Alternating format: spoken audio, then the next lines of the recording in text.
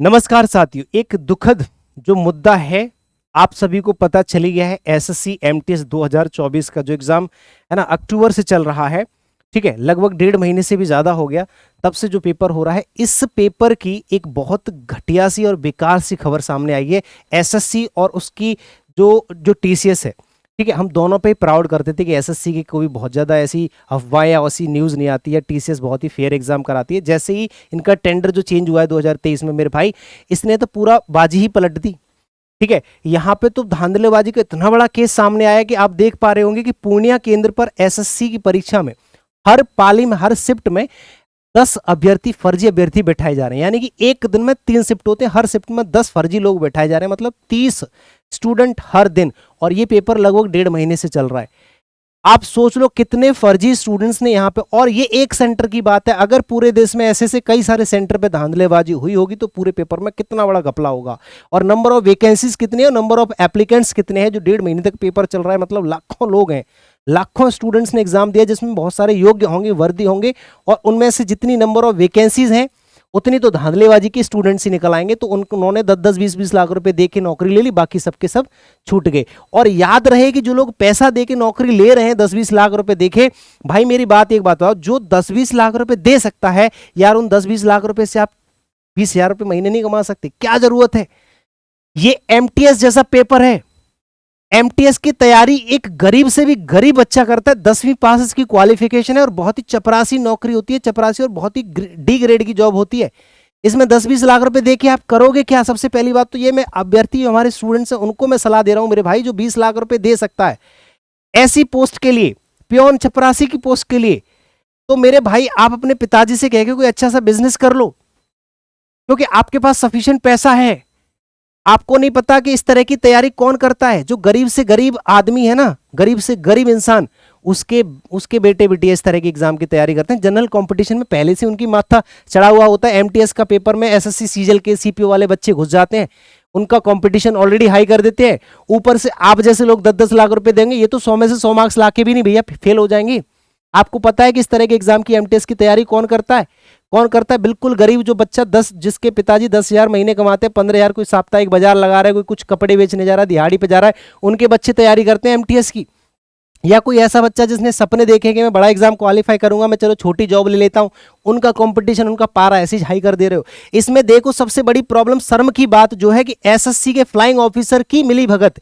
यहां पे एसएससी के टीसीएस के कर्मचारी ने ही खुलासा किया है कि पुलिस को दिए गए बयान में टीसीएस कर्मी आदित्य ने यह भी उजागर किया है कि फर्जीवाड़े के खेल में एसएससी के फ्लाइंग ऑफिसर इजहार आलम जी भी शामिल थे।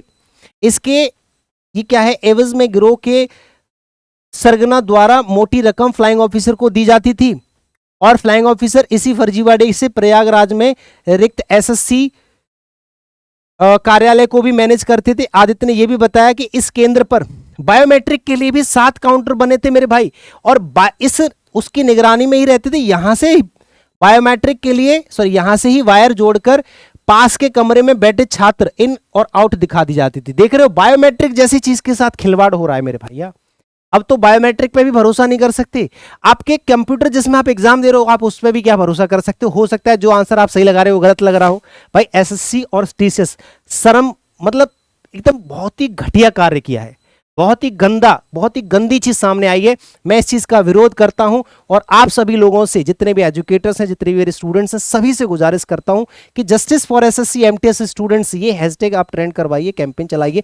मैंने कर दिया, आप लोग रिपोस्ट करेंगे, आराम से जो है ट्वीट करेंगे, तो ये चीज कहीं ना कहीं आपकी जो है कैंपेन चलेगा, तो इससे ये चीज कहीं तक पहुंचेगी। और गुजारिश है अपनी सरकार से, सिस्टम से, कि भैया जितनी कड़ी से कड़ी स्टेप लेके इस चीज की जांच पड़ताल हो, है ना, रिक्वेस्ट है, और तो कुछ कर नहीं सकते, है ना। सोशल मीडिया का जमाना है, एक दिन में, एक रात में बहुत सारी चीजें बदल जाती हैं, प्रधानमंत्री तक बात पहुंच जाती है। और भी चीजें देखो, यहाँ पे लिखा हुआ है पूर्णिया जो एक सेंटर है, वहां पे एक शिफ्ट में 10 बच्चे, एक दिन में 30, और एक बच्चे पे एक अधिकारी को, यानी कि एक व्यक्ति को, एक कर्मचारी को कितना पैसा दिया जा रहा है? 80,000। 80,000 एक स्टूडेंट, और दिन में 30 स्टूडेंट। भैया 30 स्टूडेंट, समझ रहे हो ना, समझ रहे हो? 8 लाख रुपया एक दिन में कमा रहा है एक व्यक्ति, टीसीएस अधिकारी। शर्म कर लो, शर्म, मर जाओ डूब के। ऐसे सिस्टम पे थू है मेरे भाई। ठीक है। और ये तो एक स्टूडेंट के एक दिन की एक सेंटर की कमाई है। अगर ऐसा ऐसा अलग अलग कई सारे सेंटर्स पे हुआ होगा ना, 1.5 से 2 महीने तक पेपर चल रहा है, 10 20 50 लाख बच्चों ने पेपर दिया होता है, 36 लाख स्टूडेंट्स ने पेपर दिया है, मतलब 36 लाख स्टूडेंट्स एप्लीकेंट्स हैं हमारे। और इसमें आप लोगों ने कितने बच्चों से पैसे लिए होंगे और कितना पैसा कमाया गया होगा, इतनी बड़ी धांधली होगी। इसका इंपैक्ट किस पे पड़ेगा? वे बच्चे जो ईमानदारी से तैयारी कर रहे हैं। मान लो कि इसमें मान लो भाई 100 में से 30 बच्चे ऐसे जो फर्जी है, बाकी 70 बच्चे हैं, 70 में से कम 40 बच्चे तो ऐसे होंगे जो सीरियसली तैयारी कर रहे होंगे, जिनके मार्क्स अच्छे होंगे, जो सच में तैयारी कर रहे हैं, जिनका सच में स्कोर अच्छा आ रहा होगा। अब वो लोगों का देखो, आपकी वजह से हो सकता है चलो एक ही सेंटर पे ऐसा हुआ हो, अब इसकी जांच पड़ताल होगी, इनकी आंसर की लेट होगी, इनका री एग्जाम कराओगे कि सबका री एग्जाम कराओगे? अगर ऐसा एक सेंटर से ज्यादा पे होता है तो सबका री एग्जाम होगा, या सबकी जांच पड़ताल करोगे तो कितनी चीजों को मोल्ड करोगे, कितनी चीज आंसर की कब आएगी? और अगर सब कुछ घपला निकला तो पूरा पेपर आप कराओगे 2025 के आखिरी तक दोगे भैया, वैकेंसी 2024 की वैकेंसी खत्म हो जाएंगी, करोगे क्या? ठीक है, तो एक चीज तो हमारे बस में ये है जो हम कर सकते हैं, साथ के साथ गुजारिश कर सकते हैं सिस्टम से और एजुकेटर से कि कहीं ना कहीं इस चीज को लेके सामने आइए, जिससे एक बड़े से बड़े, क्योंकि सोशल मीडिया में यार पावर होती है आज की डेट में ना, असली डेमोक्रेसी सोशल मीडिया ही है हमारे देश में, तो क्योंकि जो चीज है ना सोशल मीडिया के थ्रू आप लोग पहुंचा सकते हो, ये सच है। तो सभी से गुजारिश है, एक बहुत बड़ी धांधलेबाजी है और ऐसी भैया कोई बड़ा एग्जाम होता, बी ग्रेड की जॉब होती, समझ में भी आता, यूपीएसआई का समझ में आया, यूपी कांस्टेबल का देखो भैया कांस्टेबल, और ऐसे ही पेपर में धांधलेबाजी क्यों सामने आती है? उसका एक बड़ा रीजन ये है कि इसमें एप्लीकेंट्स बहुत ज्यादा होते हैं। जो वैकेंसी 10th पास या 10+2 की जो क्वालिफिकेशन मांगते हैं, यहाँ पे क्या होता है, भीड़ ज्यादा होती है, 50 लाख स्टूडेंट। अब देखो रेलवे में 2 करोड़ की वैकेंसी, 2 करोड़ स्टूडेंट, 6 महीने तक पेपर ही चल रहा है, इसमें यार सिस्टम भी क्या करेगा, समझ रहे हो ना? तो ये एक मजबूरी भी है, लेकिन अगर सिस्टम पेपर नहीं करा सकता तो बच्चों से पैसे भी ना ले, फीस लेते हो आप लोग 100 रुपए जनरल वालों से, ठीक है, फॉर्म भरने का, करोड़ों रुपया तो वैसे भी सरकार कमाती है। साथ के साथ फिर भैया आपने एग्जाम बॉडी क्यों बनाई जब आपसे संभल नहीं रही है चीजें? सरकार में इतना तो भैया, इतनी तो शर्म वाली बात होगी कि भैया ये डी ग्रेड की चपरासी की नौकरी पे आप इतना धांधलेबाजी कर रहे हैं। कोई अच्छी जॉब होती तो चलो समझ में भी आता, ठीक है, उन बच्चों की जो सच में जिनको नीड है ना ऐसी जॉब की, उनकी नौकरियां खा जाते हैं, उनके पेट पर लात मार देते हैं, ठीक है। एमटीएस की तैयारी हर कोई बच्चा नहीं करता, और जो 10-20 लाख दे सकता है यार, मैं तो उसको, मैं उसी व्यक्ति को तो कह रहा हूँ भैया, भैया सरकार चलो ठीक है करप्ट है भैया, फ्लाइंग ऑफिसर या जितने भी टीएसएस कर्मी सब करप्ट है, मैं तो उन पैसे देने वाले मूर्खों की बात कर रहा हूं जिन्होंने 10-10 20-20 लाख रुपए दिए होंगे धांधली के, या कुछ भी पैसा दिया होगा। क्यों दिया मेरे भाई? एमटीएस की जॉब क्या करोगे, क्या करना चाहते हो? मेरे पास आ जाओ या किसी भी ऑफिस में चले जाओ, चपरासी, इससे डबल सैलरी मिल जाएगी तुम्हें। और जिसके पास 20 लाख रुपए हैं, जाने की जरूरत कहां पड़ रही है? क्या करोगे एमटीएस की जॉब लेके, सरकारी नौकरी ले लेके? क्या हो जाएगा उससे? जीवन नहीं कटने वाला, आप वेस्ट करोगे एक नौकरी, छोड़ दोगे या कुछ और करोगे किसी और को, कुछ नहीं हो पाएगा, जीवन नहीं बदलने वाला तुम्हारा।